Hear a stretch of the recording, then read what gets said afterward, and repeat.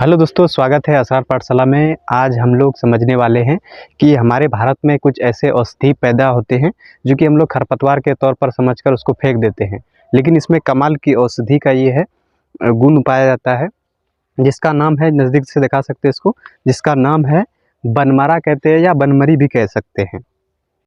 इनकी जो पत्ती होती है तो इनकी पत्ती देख सकते हैं, एकदम नुकीलेदार पत्ती होती है और बिल्कुल वी शेप का पत्ती पाया जाता है। और इनकी फूल की जो बात किया जाए तो इनके फूल जो होते हैं एक में बहुत सारे गुच्छे में पाया जाता है और इनके फूल के ऊपर रुई जैसा आपको दिख रहा होगा, ये सब चीज़ें जो कि काफ़ी देखने में एकदम सुंदर सा दिख रहा होगा। तो मैं जब भी यहाँ पे आया तो देखा तो काफ़ी शानदार चीज़ है, लेकिन ये इसमें शानदार होने के नाते एक में इसमें औषधीय गुण भी है। इनके औषधीय गुण कमाल की है। इससे पहले कि इसके औषधि गुण के बारे में हम जानेंगे, इससे पहले इसका साइंस की नज़रिया से इसका हम देख लेते हैं। तो साइंस की कई कई जगह पर इसको बनमारा या बनमरी कहते हैं। ये एक औषधीय पौधा है जो कि कई खरपतवार के तौर पर उगता है और इसका वैज्ञानिक नाम है करोमोनेला ऑर्डेटा है। और म्यूजिक डाले ना,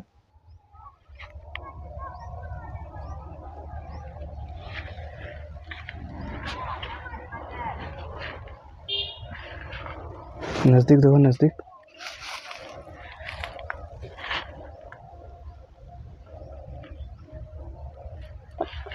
कर लो।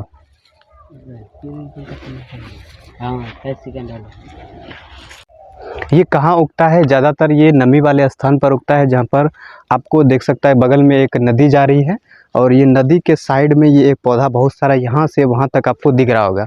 तो ज़्यादा ये नमी वाले स्थान पर उगता है और ये एक खरपतवार है। अगर किसान के अगर खेतों में अगर ये लग जाए तो ये किसान के लिए नुकसानदायक भी हो सकता है, लेकिन ये औषधीय गुण से भरपूर है। दोस्तों, ये एक प्राकृतिक पौधा है तो इसका कुछ स्वभाव होता है।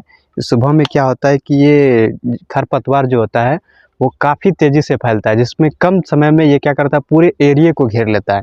और जब एरिया को घेर लेने के बाद ये क्या करता है, किसानों के खेत को ये पूरा भर देता है, जिसकी वजह से एक खरपतवार हो जाता है, जहाँ पर कोई भी फसल आसानी से नहीं हो सकता है, क्योंकि ये ज़्यादातर लवणीय जगहों पर पैदा होता है और वहाँ से जितने भी मिनरल्स होते हैं, खनिज लवण, उनको ये ज़्यादा मात्रा में खींचकर अपना पौधे को ग्रो करने में ये अपना सब चीज़ें ले लेता है, जिसकी वजह से किसानों का जो भी पौधा होता है वो मर जाता है और सही से नहीं हो पाता है। इसीलिए इसको किसान का एक नुकसानदायक खरपतवार भी कहते हैं। दोस्तों, इसके औषधीय गुण के बारे में हम लोग बात करेंगे। सबसे पहले ये क्या करता है कि इनकी जो पत्ती होती है उसमें कमाल औषधीय गुण होता है। कभी कभी भी किसी का अगर कोई भी जगह जल जाए या कट जाए तो उसके स्थान पर इसको पीस कर लगाने पर तुरंत ही राहत मिलता है।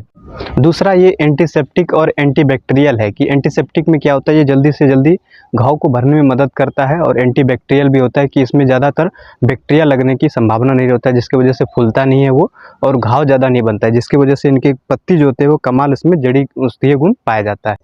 तीसरा, ये सूजन को रोकने में मदद करता है कि कभी भी अगर कोई फोड़े हो जाए या सूजन हो जाए तो इनकी पत्ती को लेप लगाकर उस पर लगाने से क्या करता है, सूजन को कम करता है। तो इनके पत्ती में ये गुण पाया जाता है। चौथा क्या होता है कि ये जब कीड़े मकोड़े अगर काट ले आपको, जो कि अनजाने में कोई भी कीड़ा काट ले, तो इनकी पत्ती जो होती है उनको उस जगह पर लगाने से तुरंत ही राहत मिलता है। तो ये थी इनके औषधीय गुण की कुछ चमत्कारिक फायदे। दोस्तों, कमाल की इसमें तो औषधीय गुण है, लेकिन आपको जब भी इसका इस्तेमाल करना है वो बाहरी रूप से करना है। कि जब भी आपको इस्तेमाल करना है वो बाहरी रूप से, आंतरिक रूप से नहीं करना है। बाहरी रूप का मतलब ये है कि ऊपर इसको लगा सकते हैं, इसका पीसने के बाद इसका जो भी चीज़ है उसको लगा सकते हैं, लेकिन इसको खाने में कतई प्रयोग ना करें जब तक आपको डॉक्टर या किसी भी आयुर्वेद से सलाह ना ले, तो इनको इसका इस्तेमाल ना करें। तो ये कुछ ही जगहों पर इस्तेमाल कर सकते हैं, जो कि आपको बाहरी रूप से अगर कहीं भी चीज़ हुआ है तो उसमें इस्तेमाल कर सकते हैं। दोस्तों, बनमारा घास भले ही हमारे लिए एक खरपतवार के रूप में है या किसान के लिए हानिकारक पौधा है, लेकिन हमारे आम दिनचर्या में होने वाले चीज़ों में से ये एक बहुत ही फ़ायदेमंद चीज़ है, जिसको हम कहते हैं बनमारा घास। तो उम्मीद करता हूं दोस्तों, बनमारा घास के बारे में आप लोगों को कंप्लीट जानकारी मिली होगी और जब भी आपको ज़रूरत पड़े तो आप लोग इसका इस्तेमाल कर सकते हैं। लेकिन हमारी सलाह ये है कि आप लोग इसका आंतरिक इस्तेमाल ना करें, इसका बाह्य इस्तेमाल करें, एक्सटर्नल इस्तेमाल करें, इंटरनल ना करें। इंटरनल में क्या है कि इसको खा नहीं सकते आप, इसका इस्तेमाल कई रूप में जड़ी बूटी बनाकर ऐसा नहीं कर सकते, इसको बाहरी रूप में ज़रूर इसको आजमाएं। तो कैसी लगी ये जानकारी आपको, तो ज़रूर बताना कमेंट में, और हमारे चैनल को सब्सक्राइब करना और दूसरों तक भी ज़रूर शेयर करना और एक लाइक ज़रूर करना। धन्यवाद।